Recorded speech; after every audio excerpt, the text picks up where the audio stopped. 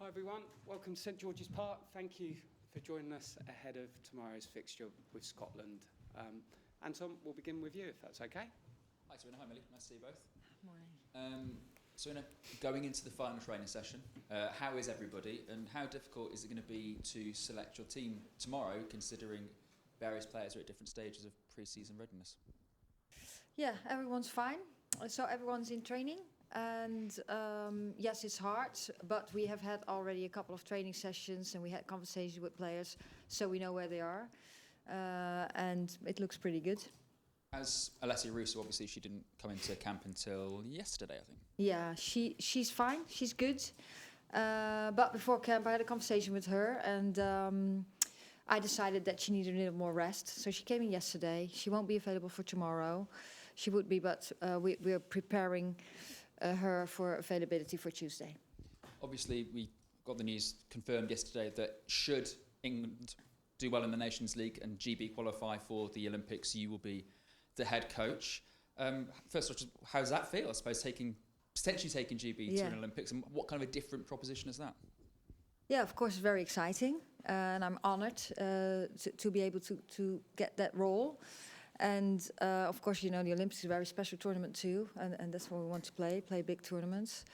But it's not that far, there's still a long way to go. So we just brought it back to now we want to win the Nations League. We have to win the group, which is a challenge, of course, for everyone in the group anyway, with this Nations League. And then, of course, we have to do really well if we win it in the playoffs in February. So even make the final, or if when France makes the final, we can reach it with the third place, and then there comes a new situation because also European qualification comes after that first. So there's still a long way to go, but yeah, I'm excited, and but now really focusing on the game for tomorrow. I'd like to get your reaction to the other bit of news, both of you, if you don't mind. Yesterday about Baroness Campbell stepping away from the FA next year. Obviously, look, you know, she's always around the camp. We both know her very well. Obviously, she gave you the job, Sarina. Yeah. So just want to know about sort of, you know, the impact and what the hole she's going to leave within the organisation. Yeah, of course. She has had a major impact on women's football here in the FA, but I think far more than that, as she is a former PE teacher too. She has done a lot for physical education for kids, which of course I find really good too. But with us, she has been around.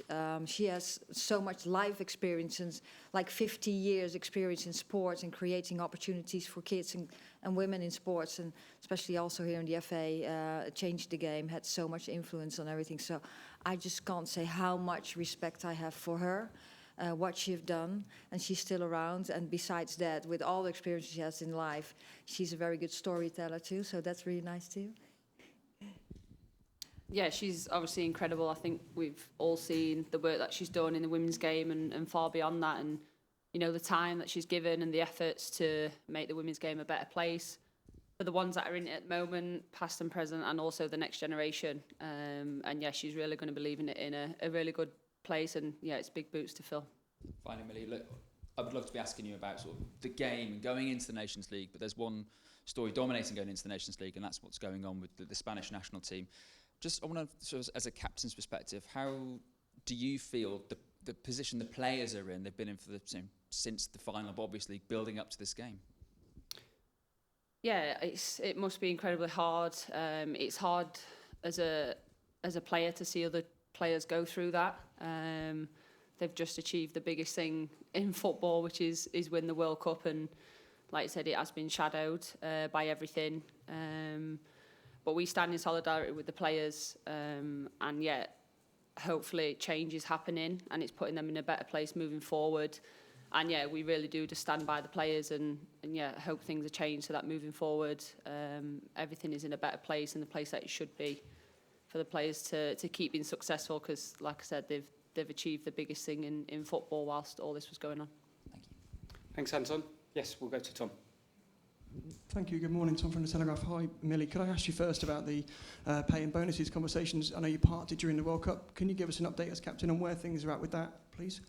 Yeah, for sure. We've had a really good conversation with the FA and expressed that we want to be world leaders both on and off the pitch. And yeah, we had a really positive conversation, and I think that conversation was needed. And yeah, the conversations will be ongoing moving forward between the leadership team and the FA, and in support of the PFA. And yeah, we're really positive that moving forward things will be different. But yeah, it was overall very, very good.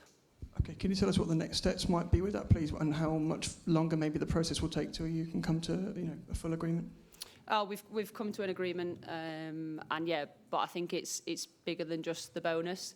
For us, it's like I said, about being world leaders on and off the pitch. And as we know, the women's game is evolving very quickly, and conversations like this need to happen in order to make sure in all areas we're at the top of our game. And yeah, like I said, the conversation was extremely positive, and as players we feel really confident moving forward that the structure that we now have in place.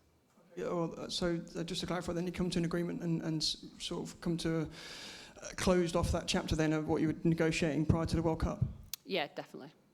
Can I ask you, Sarina, how your reaction to that as head coach? Well, to be honest, I was expecting this. As I said last week too in the press conference, that the conversations had been really well, but the World Cup was ahead of us, so they need to stop those conversations and had to start up after the World Cup, and that's literally what happened. I think, yes, we didn't come to an agreement then, but I think the connections were made, and there's communication all the time, and there has been communication. And now this part is solved, and moving forward, it looks really good. And that, of course, makes me very happy, because that's good for the players, good for the women's game to move forward and to take the next step. But it's also so good for us, and we can focus on football, which we did anyway in the World Cup too, because it didn't distract. But at the end, when you start playing football, you don't want to have that discussions at that moment, and do that at a later point. And that's exactly what happened. And Millie, your opponent, Scotland, I know it's a slightly different case, but they settled a pay dispute with their FA recently as well. I guess, as both teams together, how proud are you to be kind of trying to make those changes on behalf of women across the whole game? Yeah, it's massive. I think one thing in the women's game is, although we're opponents and kind of enemies on game day, I think we all work together in terms of, the changes that we make within our environment could be beneficial to somebody else. And I think it's always about growing the game, and we have to keep evolving, we have to keep moving with where the game's at, and, changes that need to be made. So it's a really proud and positive movement for the girls. Thank you. Thanks, Tom. Yes, we'll go to Joe at BBC. Thanks. Hi, Sarina. Just on Alessia Russo, it's been a big month for her, playing in the World Cup final and then missing the penalties that meant Arsenal were knocked out of the Champions League. In terms of her needing more rest, is that from a physical or a mental point of view, or both? You forget the goals she made too. Yes, she did score twice, I know. But the disappointment in both is a lot for a young player. No, I think you can't really see that separately. She's just one human being, and that's physical and mental, but you can't see that separately. So we had a conversation, and as I always say, we have a team program, and we modify individually, and especially in this stage with the games now already coming up. We also talked about the calendar that is so short, such a short turnaround, that you have conversations with players, and then you have a feeling. We monitor them really well too, but then you have the conversations too, and in this conversation you become aware of things too. And then I made the decision for her that I thought, this is not right. She really needs a couple of days rest, which means then that she won't be available for Scotland. But you want to perform at the highest level. People have to be able to perform at the highest level. And on the other hand, you have to do what's right and take care of players too.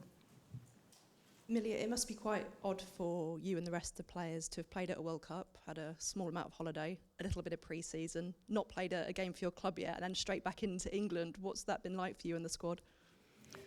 Yeah, obviously you just start getting settled at club, but we all have the professional mentality where these two games are absolutely massive for us, and I don't think we need any extra motivation when we come into England camps and represent our country, and whenever we step out into the training pitch, it's 100%. So as a group, we've honestly just got our heads down, and we're ready for the 2 games ahead. England-Scotland doesn't need much introduction in terms of a rivalry. What does it mean to you? Yeah, it's another game, another opponent that we want to dominate, we want to win the game. But like you said, that rivalry, it makes it maybe a little bit more extra fiery. And I think it's 2 opponents that want to win the game. Thank you. Thanks, Joe. We'll just go behind you to Phil, please. Hi guys, I could just get a word from each of you on Mary Earps after she was named Player of the Year, just how much she's deserved that award, how significant she's been over the past 12 months? Well, I think she has been significant since I came in, actually. She has been in very great form. She's been very valuable for the team and had great performances. So I think basically the whole team deserves awards. But she got it, and I'm very, very happy of her, and I'm very proud of her, and I hope she keeps performing the way she does. Yeah, I mean, not much to add to Sarina's words, but just from a teammate and a friend perspective, I think I've seen Mary's whole journey. I've been through it with her, and just extremely proud of how she pushes herself every single day and her teammates. Yeah, she was obviously speechless when I got to give her that award, so it was very special to be able to present her with it. But yeah, she's a fantastic person, but an even better teammate that, you know, drives this group and always pushing for success and for top performances from herself and from the rest of us. So yeah, she keeps us on our toes. But yeah, really proud of her. Thanks, Phil. Just go down to the front of the room to Neil, please. Hi, ladies. Millie, just wondered if you could go back to the thorny issue of the bonuses again. I know it's great that you've sorted it out. You mentioned that you want England to be world leaders. Setting the issue of bonuses to one side, what other sort of areas of discussion might there be? Is it additional funding for grassroots, improved commercial terms, better coaching, pathway? I mean, what else did the talks encompass? I think a variety of things. I think it's the whole package that comes with the women's game. Like I said, it is more than just finances. It's, like you said, everything to do with the next generation and making sure, I mean, to be honest, we're extremely lucky and privileged that we have amazing facilities and we already set the tone in many areas. I think also those conversations are also just about checking in. And like Sarina said, it's about building those relationships so that if a problem does pop up, then we're in a position where we can have an open, honest conversation and be more solution-based. And that's why we felt really positive from that conversation as players, because we want to be more solution-based moving forward. And I just feel lucky that we're in a position to come together and, one, come to an agreement, but actually moving forward, we're in, building a new structure where we can have more of that open dialogue to make sure, everything stays where it needs to be. You seem to be suggesting that there's a mechanism in place now to potentially, hopefully, not have this issue anymore. Is that correct? Through open dialogue and just, like I say, you're having a chat with the people that need to be listened to at the FA? Yeah, definitely. I think that goes for any team environment. I think moving forward, our aim as female footballers to make sure these conversations don't have to happen, and we keep moving the game in a place where it kind of takes care of itself. But I think in any workplace you do have to have these conversations. It's part and parcel of being in an environment like this. So I think as players we're open to doing so, and we're very passionate about the next generation, where the game is, what we represent. And I think no matter what we do, we always want to stand for our values and what we believe in, and do it in the best possible way. And the way we carry ourselves is really important for us. Finally, from me, just if there was any suggestion of a World Cup hangover, not that there is, but if there were one, you're going to get no quarter. There's going to be no quarter asked for or given tomorrow night against the Scots. In one way, there couldn't be a better fixture, could there? Yeah, to be honest, I think we're just excited to be back on the grass and back representing England. We've all experienced tournaments before, and some success, some loss. It is part of the game, and I think after tournaments that will always stay with you for a long time, but we have to move forward. The world don't stop turning just because we didn't win a tournament, and for us, we always want to progress, develop, get better, provide for our fans, and we're super excited for tomorrow night in a sold-out stadium. Thanks, Neil. Call it a day. We'll take a final question from Jack then. Hi both. Sarina, I think a lot of us are excited about the prospect of a new tournament, the Nations League, replacing friendlies that would have been going on at this time of year. But does that make it harder for you to experiment and perhaps give some minutes to some players who might be further away from the starting 11 that you could do if it was a friendly? Yeah, of course, if you're friendly, you might make some other decisions. We always play to win. But now it's for qualification, so you bring the players on the pitch where you think that the starting lineup, where you think you have the best chances of winning the game, and you have other opportunities to bring players in during the game. And yes, that's different than a friendly.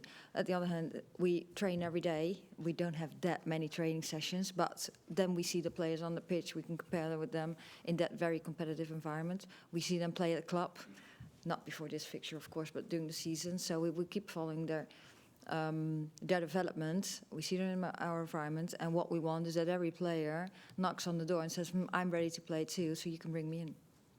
And just quickly, Millie, I know you said England-Scotland's sort of just another fixture, but could there be a different element to it just because of the fact so many Scotland players play in the WSL? Presumably you know them so well, and yeah. Also, I mean, I know you've been to an Olympic Games before, but just is that at the forefront of your mind going into this game? Are you thinking about Olympic qualification already?